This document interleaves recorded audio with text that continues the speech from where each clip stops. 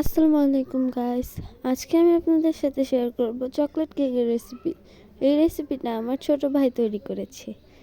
এখানে ও নিয়েছে half cup চিনি, তার সাথে আরেকটু চিনি নিয়েছে এবং ব্যবহার করেছে 3টা ডিম।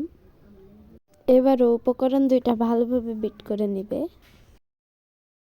এটাকে খুব ভালোভাবে বিট করে নিতে হবে যতক্ষণ না চিনি গলে যাচ্ছে।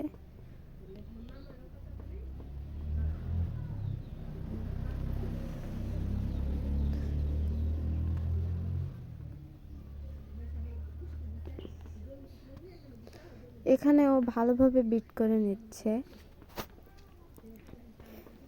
এখানে প্রায় মোটামুটি ওর বিট করা শেষ। তো এখন ও দেখছে যে কনসিস্টেন্সিটা কেমন হয়েছে। কনসিস্টেন্সিটা এরকম হয়েছে। এখানে আরেকটু বিট করে নিতে হবে।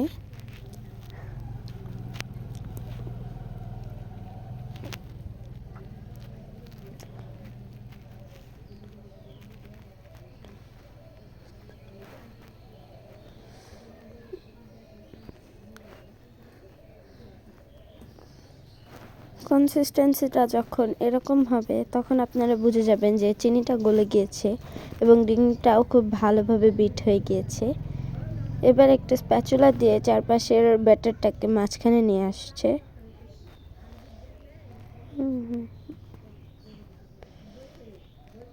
এখানে নিয়েছে হাফ কাপ ময়দা।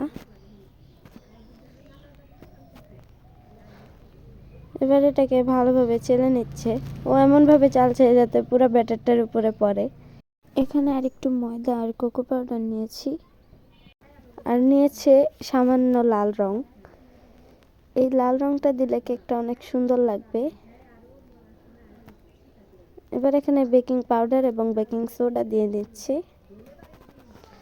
এটাও ভালোভাবে ছেঁকে নিচ্ছে। এবার সবগুলো উপকরণ খুব ভালোভাবে মিক্স করে নিচ্ছে। ও ভালোভাবে মিক্স করতে পারছে না, তাই আমরা ওকে সাহায্য করছি।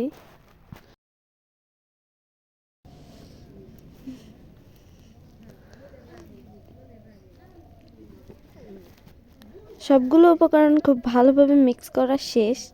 আপনারা দেখতেই পাচ্ছেন যে কত সুন্দর ব্যাটারের কালারটা পিঙ্ক পিঙ্ক এসেছে। এবার এই মোল্ডটাতে আমি তেল দিয়ে একটা কাগজ দিয়ে দিয়েছি। এবার এখানে ব্যাটারটা ঢেলে দিচ্ছি।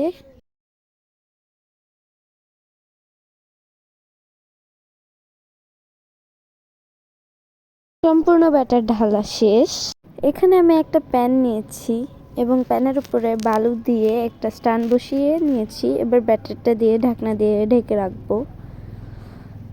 ঢাকনা খোলার পর কেকটা অনেক সুন্দর হয়ে গিয়েছে, কিন্তু আমাদের একটু পণ্ডিতির কারণে কেকটা পুড়ে গিয়েছে।